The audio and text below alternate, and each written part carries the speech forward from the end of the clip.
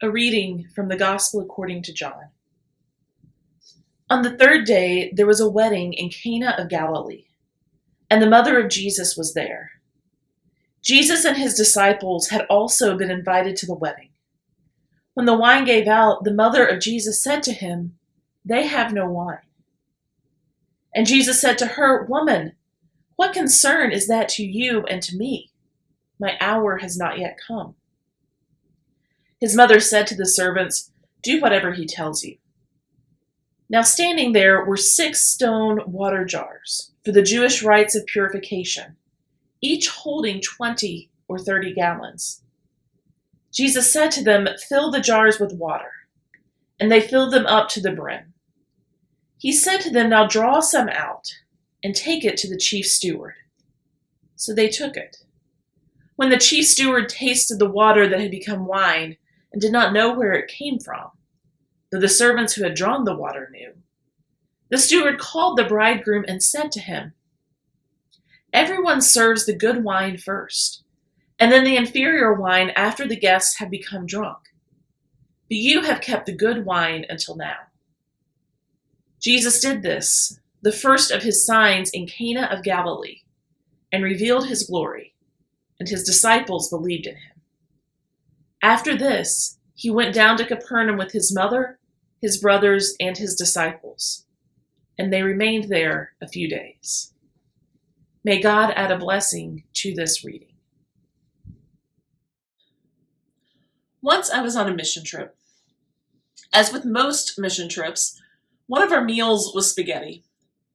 Someone, and I definitely don't know who, set the menu and made the shopping list for the week. Since it was quick and easy, spaghetti was one of the meals, and it was the meal for the very first night we were there. What the internet said for how much spaghetti to cook seemed way too little. So this person decided to use their very best guess for buying spaghetti. And even in the cooking of the boxes of spaghetti, it didn't look like too much. When people started eating, however, it became clear that we had more than an abundance of spaghetti. In fact, we had so much spaghetti that the first dinner didn't really even make a dent in that spaghetti.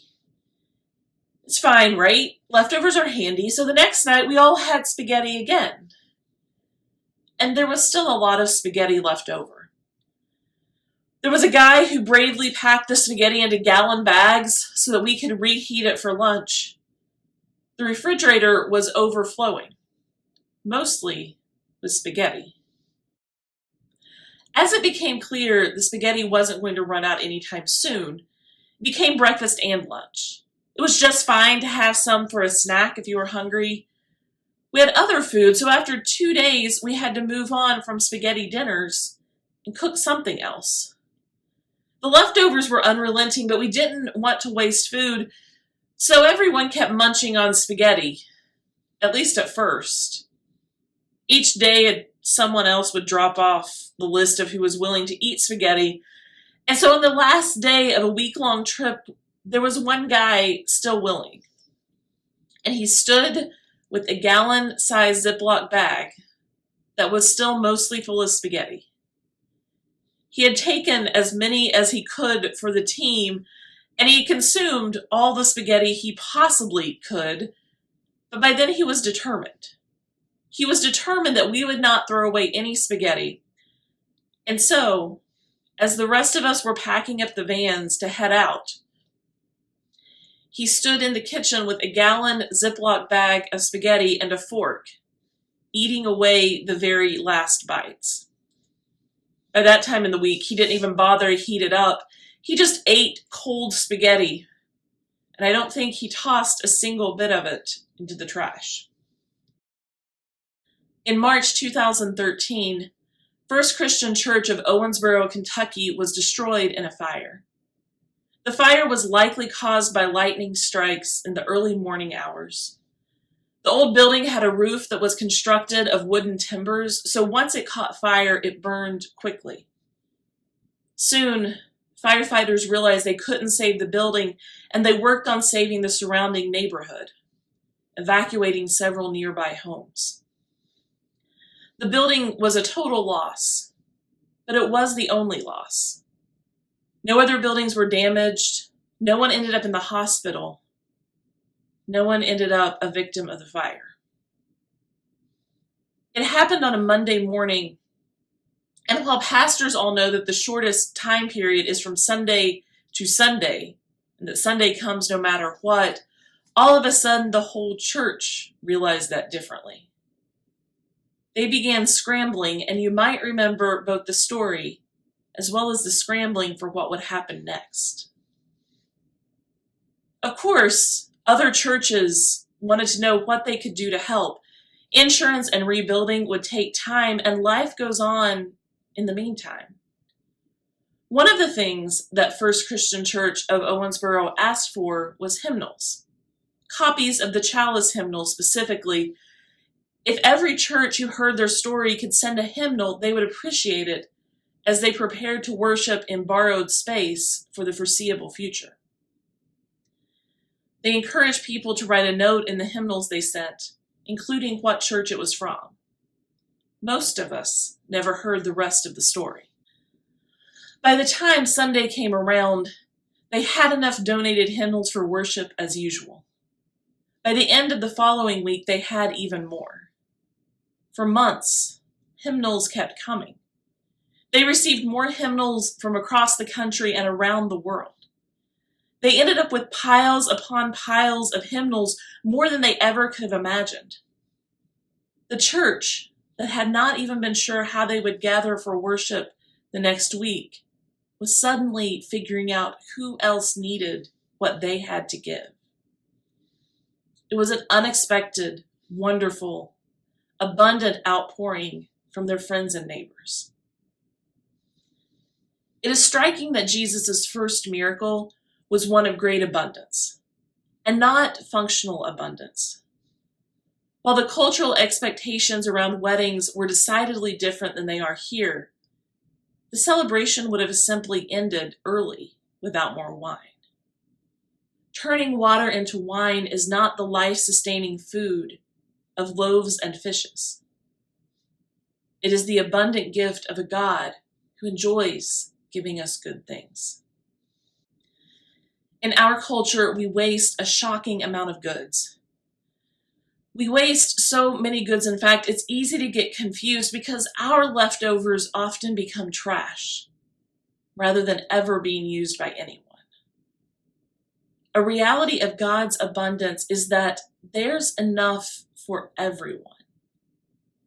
The good wine that Jesus offers is not reserved for a few guests or the best guests, but it's offered to everyone, from weird Uncle Sal on down the line.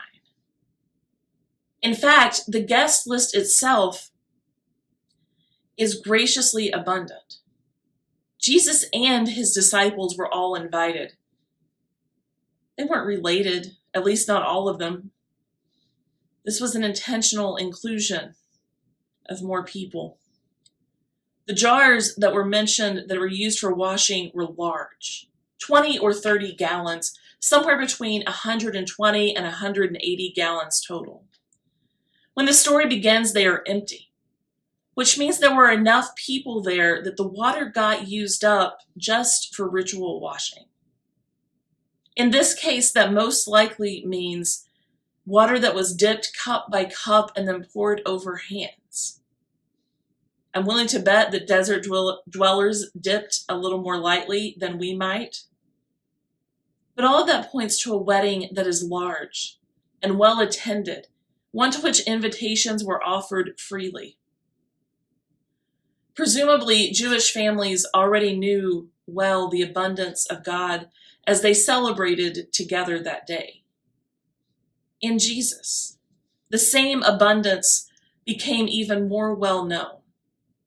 Everyone ate and drank and celebrated the wedding together. Everyone, no exceptions. No one threw away food rather than having someone eat. No one tossed out leftovers because they were tired of them. Instead, there is an abundant, joyful celebration that reflects God's intentions for us. This is Jesus' first miracle.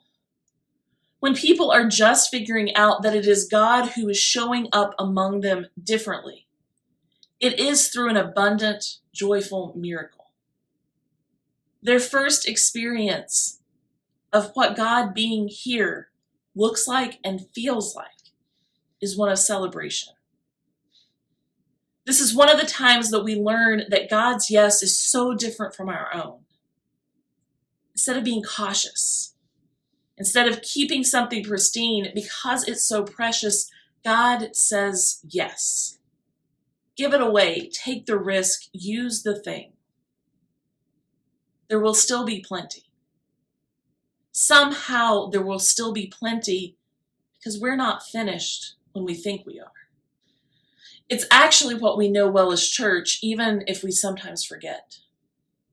I remember the time I was preparing a funeral for a retired pastor who had also been a military chaplain.